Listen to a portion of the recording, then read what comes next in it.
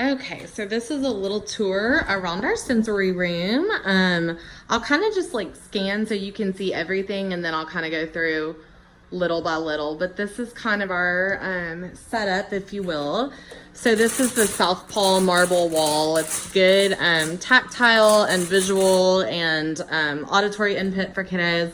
Above that, we have a big exercise ball and a peanut ball for kind of rolling on, sitting on, going on your belly, getting some input that way. We've got a great big ball pit that can hold like 3 kiddos. And then these cables, not sure if you can see, those are like fiber optic cables. Our bubble wall over here can be changed to do all different speeds, all different colors of light, all kinds of things like that. So that's fun. The big light up ball he got from Santa Claus, it changes colors and it can strobe and flash and whatever you want it to do. That's a fun one. We have the balance beam, kind of the wavy path. These tiles are super fun. They have kind of like a liquid dye in them, I guess. And then you can, when you dance on them or move on them or whatever, you can see the liquid kind of moves and the colors change. So that's fun input for kiddos. The river stones kind of can be a fun balancing, tactile, proprioceptive sort of thing. He is big into music, as you know, so we have the Southpaw music panel, and it's got like a rain stick, a tambourine, a xylophone, a bell, a triangle, all kinds of fun interactive things like that. We try to make the most of our wall space since this is not a huge room. This is our easel, and then we have this frog swing that I love. It can be either a jumper or a swing. And the hook here is in the rafters of our attic. It can hold like, I don't know, it's something crazy. It's like 500 pounds. So we can change out that swing if that makes sense. You can see the little carabiner, and we have all of our other swings in the closet, which I'll show you in a second. So we can swap this out for other swings, which might be great for y'all, sort of like they do in a PT clinic, so that you can put up, you know, whatever is most appropriate for the particular kiddo you're working with. This magic hands thing on the wall is super fun. You've probably seen this before, but again, good input for the kiddos. You can make your handprint kind of like the mood rings from back in the day where the temperature changes. This is the Gorilla Gym I was telling you about. So that bar is attached to your door frame, and we have the rope ladder up right now, but you'll see the other components in the closet. There's rings, there's a regular swing like a playground swing, there's a climbing rope, there's a bar to hang from. So again, you can change out that ladder for all the other things, which is fun. We have our great big Huggle Pod. I'm trying to see if I can show you the inside of it. So I have a sleeping bag in there. I have soft furry pillows. I have a blanket, and I have the sequin pillow. I don't know if you've seen the flip sequin stuff. That is huge with the kiddos. And again, that tactile and visual sensory input, which is fun.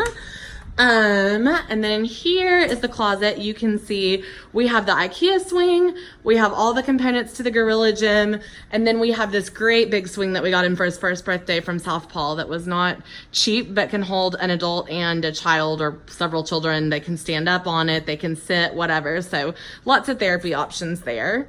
And then over here, we kind of have like the smaller toys. Like we've got the ball. This is all like spinners, light up kinds of things, the shake up wands, all that kind of stuff. Puzzles, let's see, visual and tactile. So like fidgets, pop tubes, all that sort of stuff. Snow globes, anything that they can mess with, music.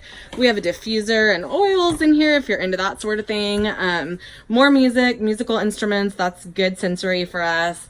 Latches board. Let's see what else we've got. This is all kind of tactile type stuff. You can see right here, these are Bluetooth wireless speakers, and they have water in them, and when you play music, the water will like jump in rhythm to the music and make colors, so that's fun for kiddos.